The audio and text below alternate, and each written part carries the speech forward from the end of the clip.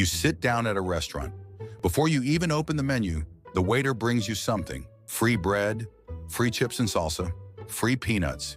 You think it's hospitality. It's not. It's survival. It's a psychological weapon that makes you spend 30% more. And it's helping restaurants make $8 billion a year. This is the hidden economics of free food. And once you know how it works, you'll never look at a bread basket the same way again. Let's go back to the beginning. Free food at restaurants started in the 1800s. Taverns would give you free salty snacks, pretzels, nuts, crackers.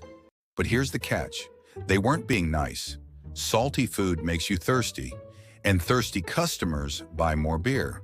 More beer equals more profit. It worked. By the early 1900s, fancy restaurants copied the trick, but they made it classier. Instead of peanuts, they served free bread. It made them look generous. But the real reason? They discovered something about human psychology. Fast forward to today. Restaurants spend over $8 billion a year on free starters. That's a lot of money. So why do they keep doing it? Because it works.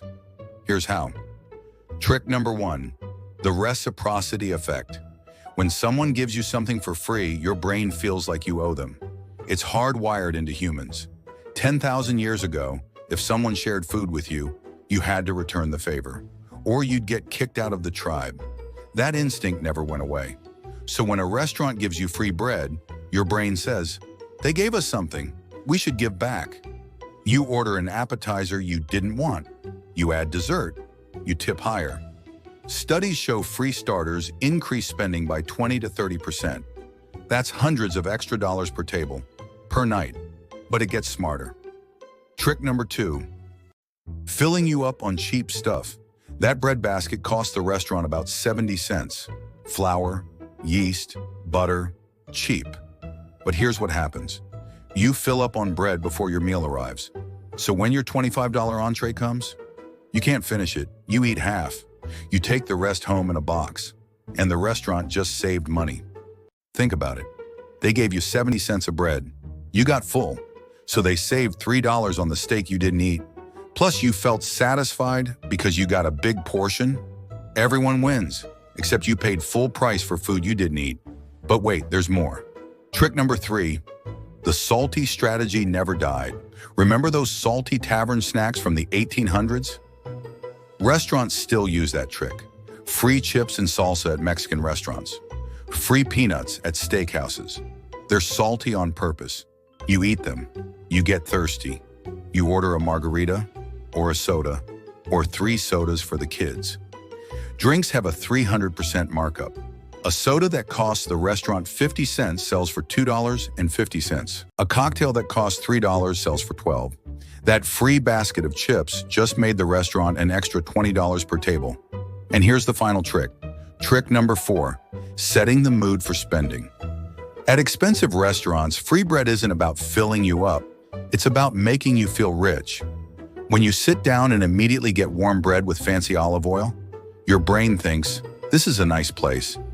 They're treating me well. That feeling makes you more willing to spend. You order the $30 appetizer, the $50 wine, the $10 coffee after dessert, because you're in a good mood. And that good mood started with 70 cents of bread. But then something changed. In the 2010s, some restaurants stopped giving free bread. Why? Food costs exploded. Rent went up. Labor costs increased. Restaurants were losing money. So they cut the free bread. And you know what happened? Customers revolted. People left bad reviews. No free bread. 1 star. This place used to be good. Restaurants panicked. Most brought the bread back. Because here's the truth. Free bread isn't about the bread. It's about the feeling. When you walk into a restaurant, you expect certain things. Service, atmosphere, and free stuff at the beginning. When that expectation isn't met, you feel cheated, even though you were never owed anything. And restaurants learned you can't take away something people expect for free, even if it costs you money. So here's what's really happening. Every time you sit down at a restaurant and get free bread, chips, or peanuts, you're not getting a gift. You're entering a psychological transaction. The restaurant is making you feel obligated to spend more, filling you up on cheap food so you waste expensive food, making you thirsty so you buy drinks with massive markups, and putting you in a good mood so you spend freely. It's not hospitality, it's strategy, and it's one of the most profitable strategies in the food industry. $8 billion. That's how much restaurants make from this one psychological trick. So next time you sit down and that breadbasket appears, remember, you're being nudged to spend more. But here's the thing, now that you know how it works, you can enjoy the bread without falling for the trick. Don't feel obligated to order more. Don't fill up before your meal. Skip the expensive drinks if you're not thirsty, or just enjoy the free food and play the game anyway. Because honestly, sometimes free bread is just good bread, and maybe that's okay. Thanks for watching Untold Economics. If this changed how you see restaurants, hit subscribe.